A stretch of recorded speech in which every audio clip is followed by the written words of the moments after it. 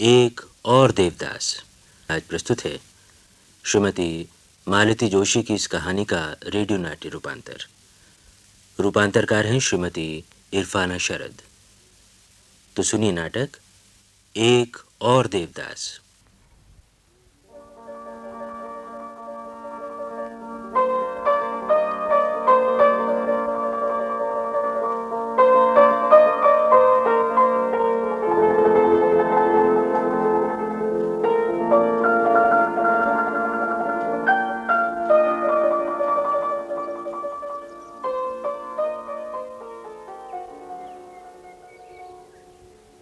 माली बाबा, माली बाबा। जी भाई साहब। ये बागीचे की क्या दुर्दशा कर रखी है? सारी क्यारियों में घास फूस उग रही है। ये हॉस्टल का बागीचा है या जंगल? ओ, जैसे जैसे उम्र बढ़ती जा रही है तुम काम चोर होते जा रहे हो। भाई साहब, सावन भादो की ऋतु में घास फूस तो होती ही रहती है। ठीक है, मुझे सफाई मत दो। सावन भादो में घास फूस तो होती ही रहती है। और सुलेमानी जी, तू वहां सीढ़ियों से टिकी हुई क्यों बैठी है? कंपाउंड क्या मैं साफ करूंगी? इन्हें चाहिए आराम। एक अकेले यही तो मां बनने वाली है। खबरदार जो कभी कंपाउंड में कचरा दिखा, समझी? जी। और याद रख, जब तक हॉस्टल का अहाता ठीक नहीं हो जाता पगार नहीं मिलेगी। क्या समझी? जी समझी। क्या नौकर चाकर, क्या लड़कियां, जब तक एक एक को कसो नहीं कोई ठीक ही नहीं रहता। वो उधर लड़कियां घूम रही हैं, चलो सब अपने अपने कमरे में। चलो। ओ, अब ये सीढ़ियों में अंधेरा क्यों है? ये बल्ब बदला क्यों नहीं गया? रजनी, पढ़ रही होगी कोई सस्ता सा रोमांटिक उपन्यास। क्या हुआ है मैडम? कुछ नहीं रामरती, आपकी तबीयत तो ठीक है। रामरती, तुम जाओ और अपना काम करो। जी अच्छा, हम जाए थे। अरे हाँ, हम किस लिए आए थे? हाँ, हम भूल ही गए, आपको मैडम बुला रही हैं। अच्छा, अभी आती हूँ। मैडम, आपने मुझे... हाँ, come on Geeta. Mister Vajpayee, ये है हमारी मेट्रन गीता देसाई। और गीता, आप हैं मिस्टर वाजपेयी DFO। नमस्ते। तो दुनिया गोल है। आखिर हम मिल ही गए। यानी आप गीता को... हम लोग क्लास फेलो रह चुके हैं। सच? Oh how nice. So Geeta, तुम्हारे क्लास फेलो ने तुम्हें यहाँ तक फॉलो कर ही लिया। अरे हाँ, मिस्टर वाजपेयी अपनी बेटी को हमारे यहाँ रखना चाहते हैं। लेकिन मैडम, हमारे यहाँ तो... मुझे मालूम है, but we must treat her as a very special case Geeta. अभी अप्रैल में ही इस लड़की की मां का देहांत हो गया है। मिस्टर वाजपेयी अक्सर टूर पर रहते हैं, लड़की को अकेले घर पर तो नहीं छोड़ा जा सकता। ओह, सो सैड। गीता, तुम फॉर्म भरवाओ, मैं अभी आती हूँ। गीता, आज कितने अरसे बाद मिले हैं हम लोग। 19 वर्ष बाद।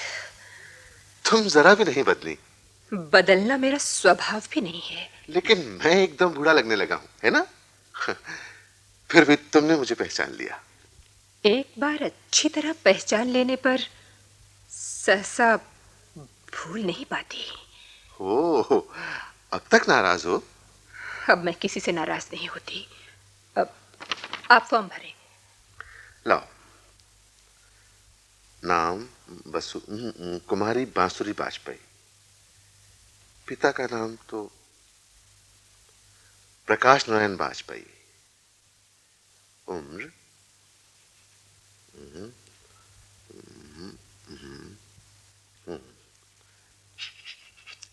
लो, फॉर्म भर दिया। और रुपए? बिल बन जाने पर देख लेंगे। ठीक है। गीता, मैं बसों के लिए बहुत चिंतित था। मेरा हेडक्वार्टर यहाँ है नहीं, लोकल गार्जियन कोई हो नहीं सकता। लेकिन तुम्हारे यहाँ होने से अब मुझे कोई फिक्र नहीं रहेगा। अच्छा गीता, अब मैं चलता हूं। बस वो अब तुम्हारे हवाले। मैं कल उसे यहाँ छोड़ जाऊंगा। हाँ, क्या कहने हैं जनाब के? सोच रहे हैं गीता बाहें फैलाकर खड़ी है इनकी लाडली के स्वागत के लिए। हिपोक्रेट।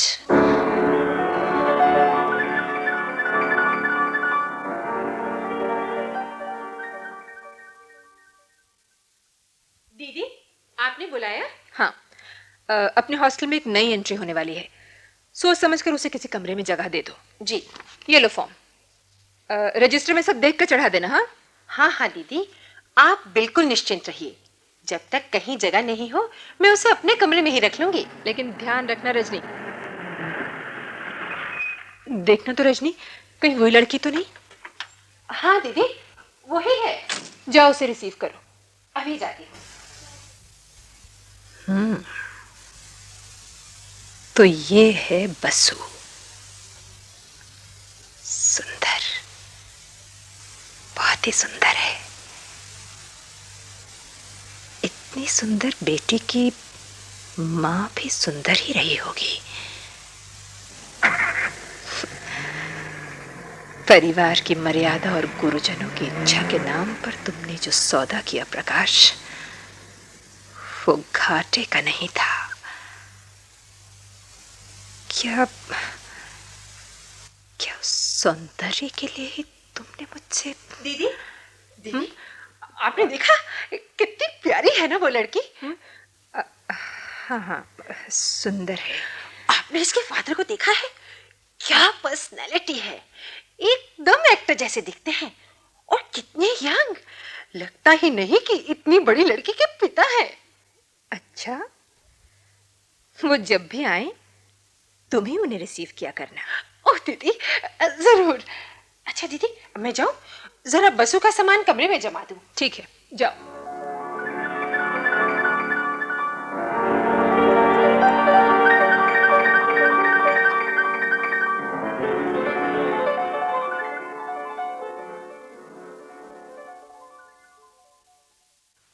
दीदी, बांसुरी के पिताजी आए हैं। मैं उन्हें... तुम रुको, मैं ही मिलूंगी आज उनसे। आ देखिए मिस्टर वाजपेयी, हमारे यहाँ मिलने वालों के लिए खास दिन खास समय नियत है, और घर जाने के भी कुछ नियम हैं। इनमें अगर हम बार बार ढील देने लगेंगे तो हमारा तो अनुशासन ही बिगड़ जाएगा। देखो गीता, तुम्हें मालूम है मैं टूरिंग ड्यूटी वाला आदमी हूं। तुम्हारे और मेरे टाइम टेबल में हमेशा फर्क बना रहेगा। इसलिए ये रूल्स एंड रेगुलेशंस तुम मुझे मत सुनाया करो। हाँ, तुम अच्छी तरह जानती हो उससे मिलने मुझे ही आना होता है। उसकी माँ होती तो मैं इतनी चिंता भी नहीं करता। माँ होती तो इस रॉटन जगह में वो आती ही क्यों? भले ही ये रॉटन जगह हो, पर यहाँ के भी कुछ नियम हैं। I am sorry about her mother, लेकिन देखिए, यहाँ जो भी आता है हर एक की अपनी अपनी प्रॉब्लम्स होती हैं। नहीं तो घर छोड़कर यहाँ कोई नहीं आता, इसलिए नियम सबके लिए एक सा है। काश तुम समझ पाती गीता, उस बड़े से बंगले में अकेले रात गुजारना क्या होता है। इतने इतने दिनों बाद लौटता हूं तो वो खाली घर मुझे काटने को दौड़ता है। इसीलिए पहले यहां आता हूं। लड़का इतनी दूर पवई में है, बार बार आ भी नहीं सकता, और उसके होने पर भी घर में वो रौनक कहां आ पाती है। क्या तुम इतनी भी मेहरबानी नहीं कर सकती? ठीक है।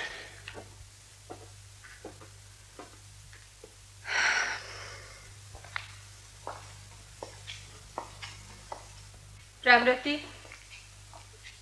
जी। सुनो, बसु को जाकर जरा समझा दो कि आज उसके पिताजी जरा जल्दी में थे, इसलिए मिल नहीं पाए। अगली बार जब आएंगे तो जरूर मिलेंगे। अच्छा जी, अच्छा। भले कुछ भी कहो, आपके गुस्से से तो बांसुरी के फिराने निकल जाते हैं। वो दिन उसकी ड्रेस पर परेश नहीं थी तो कितना डांटे। कल बिस्तर पर सलवट डले थे तो घड़क दी। अच्छा, हम अब हूँ जाके उसको समझाते।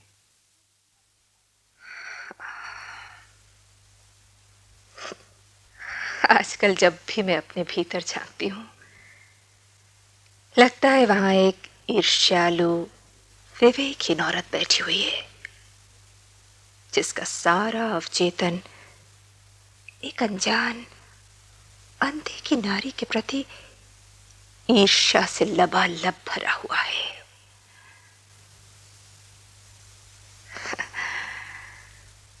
प्रकाश के फिर से एकाकी पड़ जाने पर एक क्रूर संतोष का अनुभव होता है। लेकिन क्या क्या इस अनुभूति के साथ एक पतली सी आशा की डोर नहीं लिपट गई है?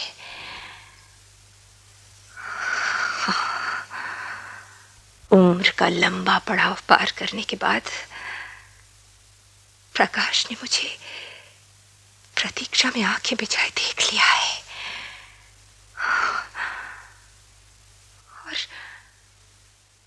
और इस एहसास को दिन भर नकारते रहने से मन यूं शांत और क्लांत हो जाता है और मैं बांसुरी के प्रति निर्मम अनुशासन प्रिय हो जाती हूँ।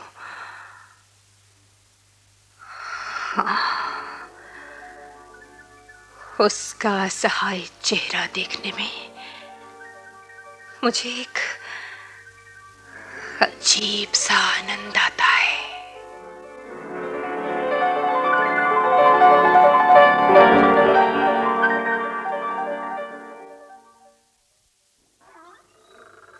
मैं कम इन मैडम? अरे आओ आओ गीता। आपने बुलाया था मैडम? गीता, मिस्टर वाजपेयी का टेलीग्राम आया है। ऐसा है कि वो दशहरे के बाद ही आ सकेंगे। आई एम वेरी सॉरी, तुम कल नहीं जा सकोगी। क्या मुसीबत है? वैसे उन्होंने अपने एक मित्र का पता भी दिया है, लेकिन वो इस शहर का नहीं है। ऐसी हालत में हम लड़की को वहां कैसे भेज सकते हैं? लेकिन मैडम मैं... ठीक है, जैसा आप ठीक समझे। मैं जानती हूँ गीता, तुम्हारी कल की ट्रेन का रिजर्वेशन है, लेकिन तुम उसकी चिंता नहीं करो। मैं कैंसिलेशन करवा कर नया रिजर्वेशन करवा दूंगी। सिर्फ रिजर्वेशन की बात नहीं है मैडम, भैया भाभी कितने निराश होंगे। ओह, ऐसी बात है तो बांसुरी को मेरे पास छोड़ जाना, मैं तुम्हारी जिम्मेदारी शेयर कर लूंगी। एक्सक्यूज मी गीता, वैसे ये तुम्हारा पर्सनल मामला है, पर अच्छा ये बताओ, भैया भाभी कभी और भी तुम्हारी राह देखते हैं या सिर्फ इन्हीं छुट्टियों में तुम्हारी याद आती है? जी मैं आपका मतलब नहीं समझी। मतलब तो साफ है, ये बंधे बंधाए दिनों में बंधे बंधाए लोगों के यहाँ जाकर टिकना, क्या इसी को जिंदगी कहते हैं? कहीं तो कोई ऐसा घर होना चाहिए जहां आदमी जब चाहे जितना चाहे जाकर रहे, जहां अपने स्वागत के लिए उसे भारी भारी प्रेजेंट देकर कीमत न चुकानी पड़े, जहां आप ये सब मुझे क्यों सुना रही हैं? मुझे तो कभी किसी घर की कमी महसूस नहीं हुई। इसलिए कि तुम्हारे पास हॉस्टल के 2 कमरे हैं जो तुम्हारे अपने हैं, लेकिन ये तुम्हारी नौकरी के साथ हैं। जिस दिन नौकरी नहीं रहेगी, ये भी नहीं रहेंगे। तब कहाँ जाओगी? कुछ सोचा है? उसके लिए तो बहुत टाइम पड़ा है मैडम, अभी से क्यों परेशान हो जाए। फगली हो, जब सोचने की फुर्सत पाओगी बहुत देर हो चुकी होगी। ठीक है मैडम, आप बांसुरी को मेरे कमरे में सोने के लिए भेज दीजिए। शाम तक सारा हॉस्टल खाली हो जाएगा, वो अकेली कैसे रहेगी अपने कमरे में? That's good my dear. Ramrati, Ramrati.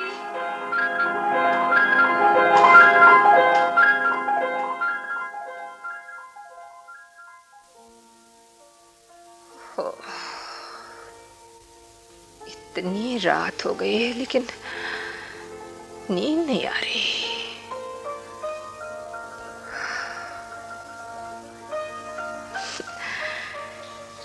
कैसे बेसुध सो रही है ये बसु, प्रकाश की बेटी।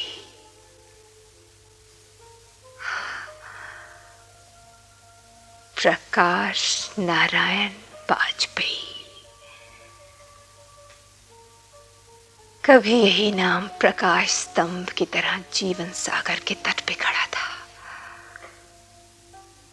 जिसके हाथ के लिखे अनगिनत पत्र रेशमी रुमाल में बंधे आज भी संदूक में पड़े हैं। वो प्रकाश जो मेरे लिए आकाश के चांद सितारे तोड़ लाने का दम भरता था, और आज उसकी बेटी।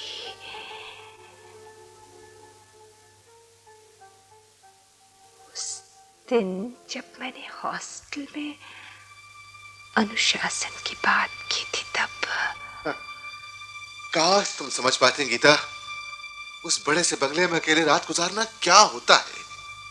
इतने इतने दिनों बाद लौटता हूं तो वो खाली घर मुझे काटने को दौड़ता है, इसीलिए पहले यहां आता। बस इतने में ही घबरा गए। यहां तो सारी जिंदगी अकेले काट दी है। भीड़ के बीच का यह अकेलापन पूरे 19 बरस झेला है, पर मैंने तो इस तरह चीख पुकार नहीं मचाई।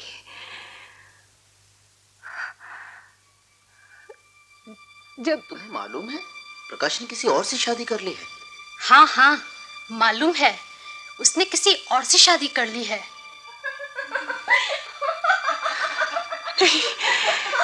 नहीं नहीं नहीं,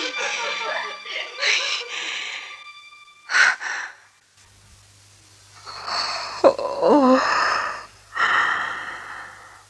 ओह,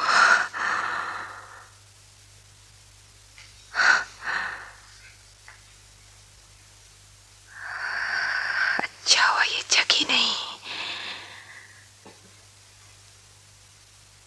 बांसुरी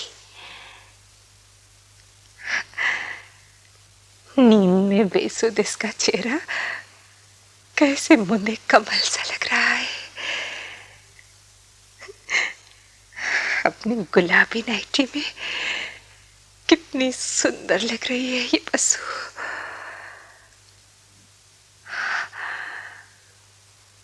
प्रकाश की बेटी,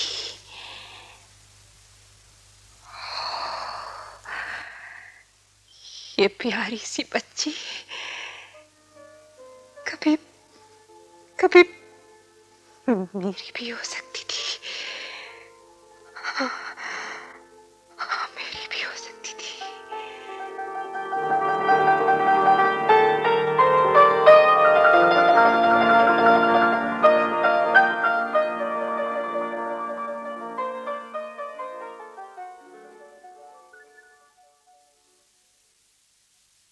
गीता मैडम, गीता मैडम, अभी उठी नहीं का? आओ आओ रामरती, कब की उठी हूं मैं तो।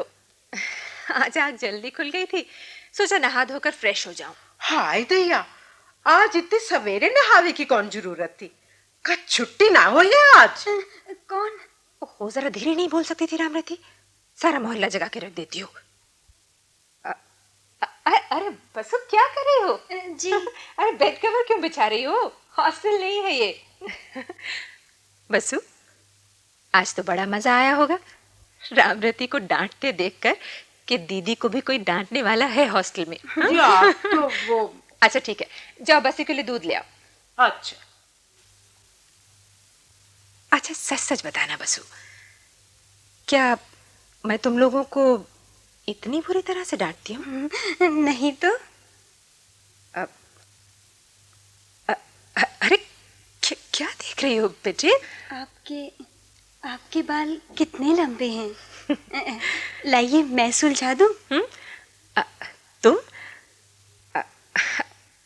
अच्छा लो। कितने अच्छे हैं। मम्मी की डेथ के बाद आज पहली बार किसी के बाल सुलझा रही हूँ। तुम्हारी मम्मी के बाल भी? जी, इतने ही लंबे थे पर सुनहरे थे। बीमारी में सारा शरीर सूख गया पर बालों में कोई फर्क नहीं आया। इतने उलझ जाते थे कि उन्हें काटते हुए उन्हें बहुत तकलीफ होती थी, पर उन्होंने अपने बालों में कैंची नहीं लगाने दी। तुम्हारी मम्मी क्या बहुत दिन बीमार रही? कहाँ, सिर्फ 2 ही साल तो। डॉक्टर साहब कहते थे कि इस तरह के मरीज बरसों निकाल देते हैं, लेकिन न जाने क्यों मम्मी की जीने की इच्छा ही मर गई थी। फिर दवाइयों से क्या होता दीदी? क्या तुम्हारी मम्मी बहुत सुंदर थी बसु? एकदम तुम्हारी तरह। मैं? बाप रे, मैं तो उनके सामने पूरी कार्टून ही लगती थी। मेरे पास उनके फोटो हैं, देखेंगे क्या? अभी लाती हूँ। देखिए, देखिए, ये पहले ही पेज पर पापा मम्मी की शादी का फोटो है। ये पापा के साथ में झील, कभी प्रकाश के बगल में पहाड़ पर, मैंने अपनी ही छवि देखी थी। लॉन में, लगता था टेरेस पर, जैसे सब और मैं ही छाई हुई हूँ। मेरे साथ, ये मेरी भैया के गृहस्थी का यही खाका था, साथ, ये कुत्तों के साथ, जिसमें रंग कोई और भर गया। मित्रों के साथ, लेकिन और ये परिवार। मेरा ये देवदास हर हाल में उतना ही खुश नजर आ रहा है जितना देवदास पारो के साथ होता।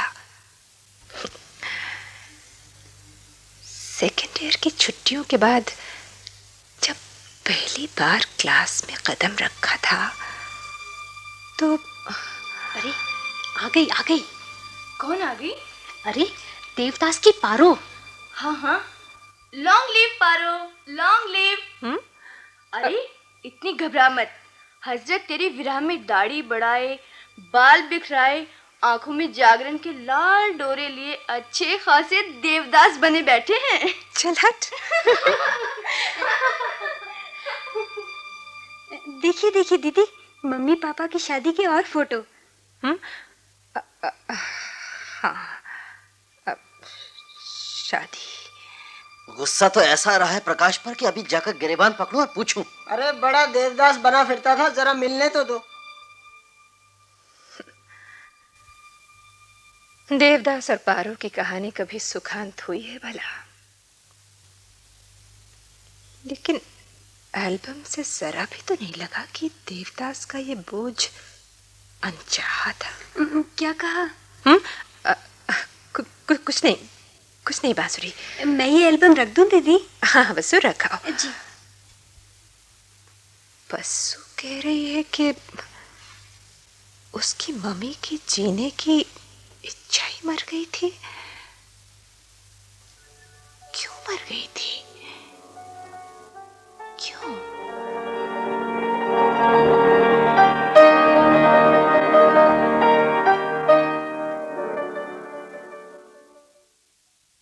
अरे ये क्या, अब तक खड़े हैं? सोचा शायद बिना परमिशन बैठना नियम के अनुकूल ना हो। अभी तक नाराज हो उस दिन की बात पर? दीदी चाय। अच्छा 3 कप? हाँ, बैठो तुम। चाय बनाओ? हाँ, प्रकाश जी के चाय में शक्कर 1 चम्मच। अच्छा, मैंने ठीक कहा ना? हाँ शक्कर एकदम ठीक। तुम मेरी पसंद नापसंद जानती हो। आपने नमकीन तो कुछ लिया ही नहीं, मैंने अपने हाथों से तैयार किया है। अच्छा भाई, तब तो जरूर लेना पड़ेगा। हाँ वाह वाह, एकदम खस्ता। हाँ दीदी आप भी तो लो ना। थैंक यू रजनी, मेरे लिए इतना ही बहुत है।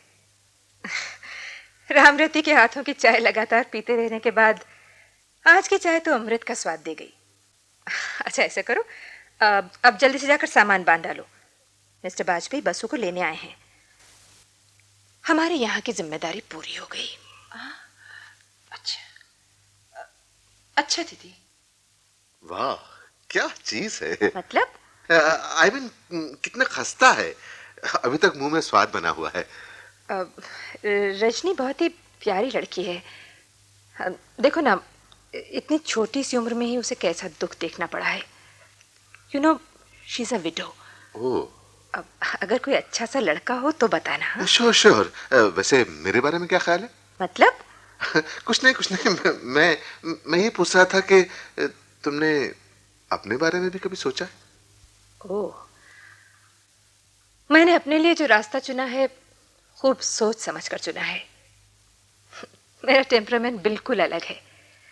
ये घर गृहस्थी का चक्कर मुझे कभी रास नहीं आया। सच कह रही हो? तुम जानते हो मैं झूठ नहीं बोलती। ओह गीता, आज मन से एक बहुत बड़ा बोझ हट गया। कैसे? जिस दिन प्रिंसिपल के कमरे में तुम्हें पहली बार देखा तब से बड़ा गिल्टी फील कर रहा था। सोचता था तुम्हारे साथ कहीं फिर अन्याय तो नहीं करने जा रहा हूं। उस बार परिस्थितियों पर मेरा नियंत्रण नहीं था। इस बार जब तुम मिली तो पीछे लौटने का। मैं समझी नहीं। मैं जनवरी में शादी करने जा रहा हूं। क्या प्रकाश, तुम? Please please Geeta, I am fed up of criticism. मुझे सिर्फ सिंपैथी चाहिए अगर दे सको तो। मैं क्रिटिसाइज नहीं कर रही हूँ, बल्कि बच्चों के बारे में सोच रही हूँ। हर कोई बच्चों के बारे में सोचता है। मेरे लिए सोचने जैसा कुछ नहीं है क्या? बच्चों के सामने अपनी पढ़ाई है, कैरियर है, फ्यूचर है। मेरे पास क्या है? क्या है मेरे पास सिवाय इस खालीपन के? There's a vacuum. There's a big vacuum in my life. अगर बच्चे छोटे होते, कम से कम उन्हें पालने पोसने का काम होता सर पर। अब क्या है? But don't you think it's a bit early? शायद, लेकिन मेरी ओर से भी तो सोच कर देखो। बच्चों ने अपनी माँ को अभी सिर्फ 6 महीने पहले खोया है, लेकिन अपनी पत्नी से बिछड़े हुए तो मुझे पूरे 2 साल हो गए। प्रकाश, चौंको मत गीता, सत्य हमेशा चौंका देने वाला होता है। इसलिए बहुत कम लोग सच बोलने की हिम्मत कर पाते हैं। मेरा दोष यही है कि मैं ईमानदारी से स्वीकार करता हूं कि मैं साधु महात्मा नहीं हूं, एक साधारण सा इंसान हूं। तुम चाहो तो मुझे एक कमजोर इंसान भी कह सकती हो। और अब प्रश्न सिर्फ मेरा ही तो नहीं है, एक और जिंदगी भी जुड़ी हुई है मुझसे। How long will she wait? She? क्या नाम जान सकती हूँ? वो उसका नाम इंदु है, डॉक्टर इंदु। हमारी नेक्स्ट डोर नेबर है। रमा की बसों की मम्मी की बीमारी में she was a great help. उसकी डेथ के बाद तो बच्चों को उस पर ही छोड़ दिया था मैंने। बच्चे भी उसे बहुत चाहते हैं। I am sure they will welcome her in the family. सच कहना गीता, डॉक्टर इंदु से विवाह करके मैं फिर से तुम पर कोई अन्याय तो नहीं कर रहा हूं? निश्चिंत रहो प्रकाश। फिर भी मैं आश्वस्त होना चाहता हूं कि मैं। तुम एकदम निश्चिंत रहो। पापा। ओह, बांसुरी आ गई। अच्छा गीता, चलता हूं। हैं? बाय गीता। तुम निश्चिंत रहो, बिल्कुल निश्चिंत रहो प्रकाश। तुम्हें लेकर जो कमजोरी मेरे मन में थी भी, वो अब समय के गर्त में खो गई है। अभी कुछ क्षण पहले तुम्हारा जो रूप मैंने देखा, वो बहुत घिनौना था। जब तुम डॉक्टर इंदु से प्रेम विवाह की बात कर रहे थे, तुम्हारी आंखों की चमक देखने के बाद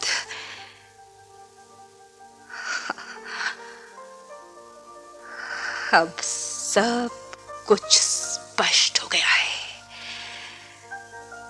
देवदास, सब कुछ। ओह देवदास।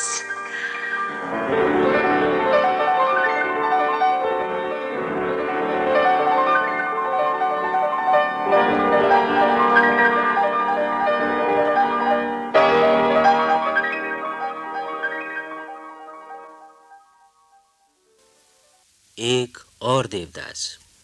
अभी आपने श्रीमती मालती जोशी की इस मूल कहानी का ये रेडियो नाट्य रूपांतर सुना।